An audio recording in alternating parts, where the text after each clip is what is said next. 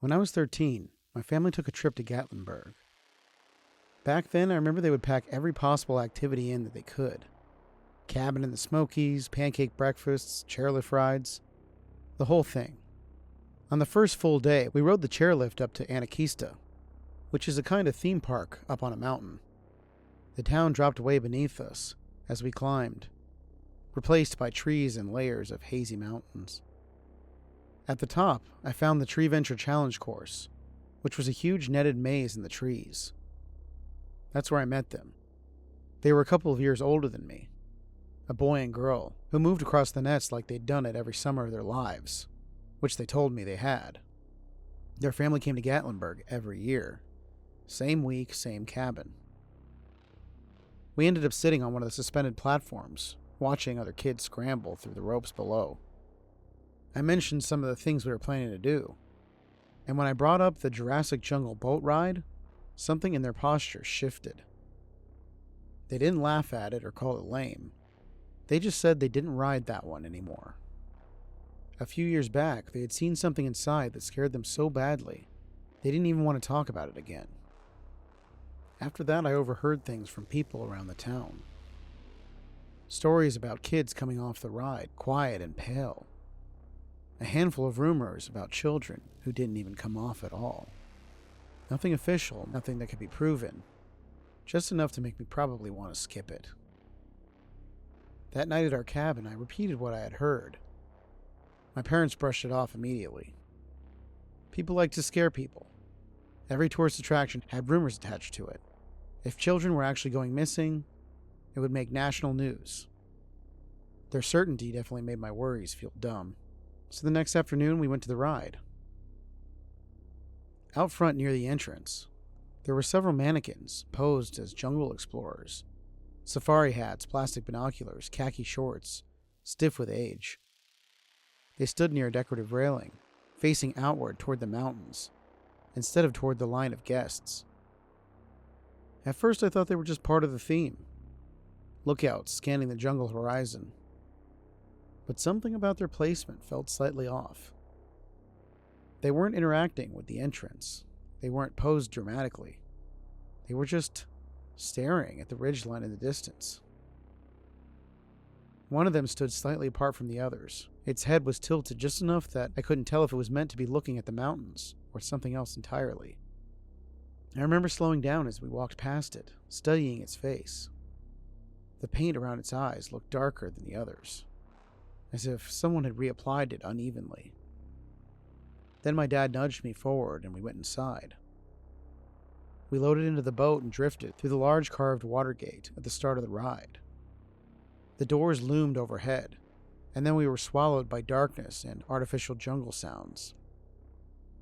At first, everything felt normal. Murky water, animatronic dinosaurs lunging from behind rocks, recorded roars echoing off painted walls.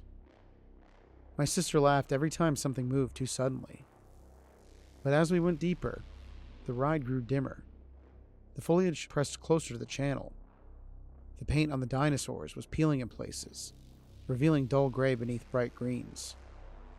One animatronic's arm jerked out of sync with the rest of his body. The longer we floated, the more I noticed shapes in the background that weren't dinosaurs. Human shapes. Some were clearly part of the set, explorer mannequins. But in one of the darker sections, the background noise sounded strangely muffled, and I saw something that didn't quite fit.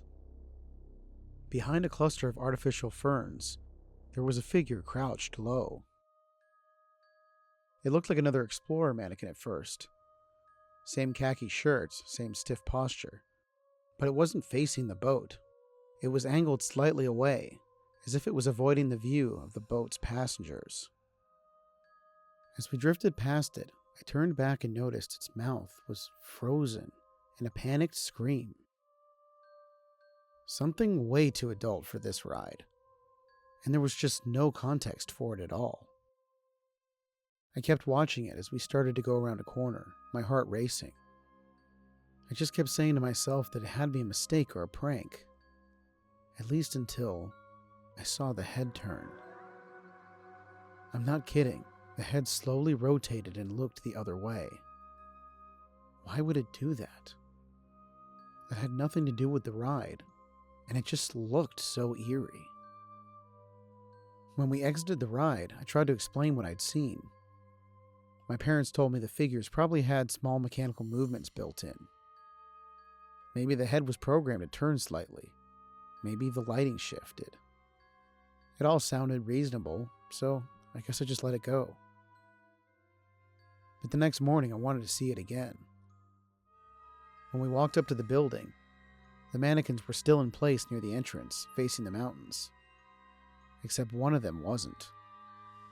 The one that had stood slightly apart the day before now seemed angled differently. Its body still pointed outward, but its head had turned. Just a little, just enough that it was no longer looking at the ridgeline. It was looking toward the sidewalk, toward where I was standing.